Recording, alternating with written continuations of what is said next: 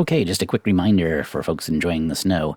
You want to make sure that your classes are active in Brightspace so that your students can actually see them. So you can go to course offering information from your list of courses, and it will bring it up, and you can check the box that says course is active and save it. And sometimes when you immediately go back to your home screen, it will say that it's active, and sometimes it won't. So it worked this time, which is great. You can also click on the course from the home screen and go to course administration and go to course offering information and do the same thing from here.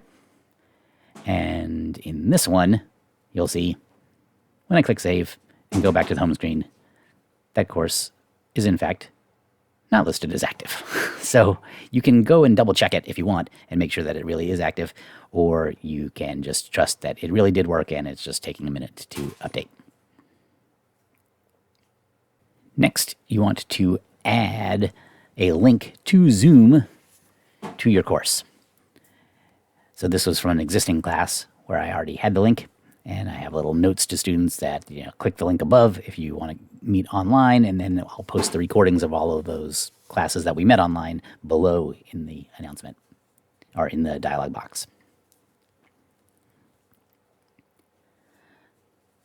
So I'll go to my new course that's meeting on Monday during the snow, and I'll go to the content. And I need to add a new module for my Zoom sessions. So down at the bottom, I'll add a module, my in-class recordings / online meetings, and it brings up the new module. If you click on existing activities and scroll down to external learning tools and scroll all the way down to the bottom, Zoom QCC is a choice. Click that one, and it puts in the authenticated tool so that only your students who are logged in through Brightspace can access this. No Zoom bombers or anybody messing with your class. I like to change the title of the link to something more obvious, like click here for in-class recordings or online meetings. Actually, I would change this to just link for online meetings. And I can post some stuff in there telling the students that that's where you have to click to get to your class.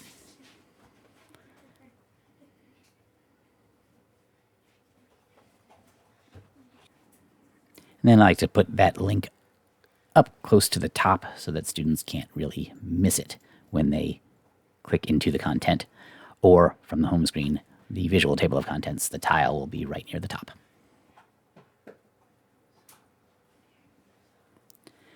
Then when you click on the link, it will automatically authenticate you into Zoom. If it doesn't, you'll have to sign in the first time ever if you've never done this before. And then you can schedule a class, which I like to do, so that it's already named and everything for me, and the recording will be named properly, and then I can just post the link to that recording later. I do not like to use the waiting room since students can only access it through Brightspace anyway. And just to have everybody's video off upon entry is fine, but you could have it changed if you would like. I like to record in the cloud. That way, it'll be really quick for students to be able to access it. I don't download my recordings and post them up to Dropbox. I only leave them up for one semester, and then they get deleted anyway. So now when students click that link, when they're logged in, it'll pull up a screen where they can join the class and you can start the class. They will not see the start and delete options. They will see a join option. And then when you're ready, you can start your meeting.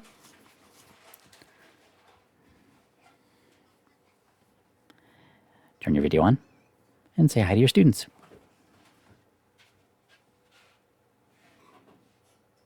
At the end of the meeting, you can see it's automatically recording because that's how we had it in our settings. At the end of the meeting, you can just hit end, and then you will eventually get an email message with the link to the recording that you can post in Brightspace. So there's our email message from Zoom a little bit after class ends. You can highlight the link.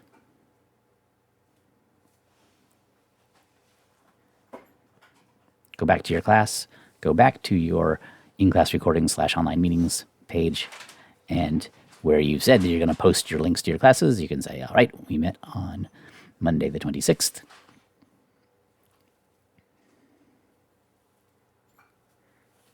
And for anyone that was somehow unable to meet synchronously, or if they want to watch it again later, you can post the link to the recording directly. That way it's firewalled in Brightspace, and no one else will have access to the link other than your students. You could, of course, just highlight the Monday, January 26th text and insert a link if you don't want the students to see the actual link address.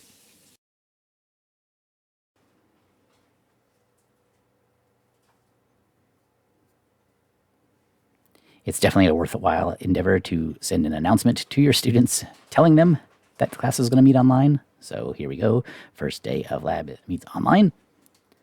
And I had written this out in advance along with some screenshots. So I was able to tell them, here's where you're going to click if you're on the home screen. Here's where you're going to click if you're on the content page already. Here's what your screen's going to look like for you to click to join the class. And I'll see you tomorrow. I don't like showing the start date, so I deselect that, but we'll send it out now to the students, and I'll give them a week to see that message. If they haven't seen it by then, we're in big trouble.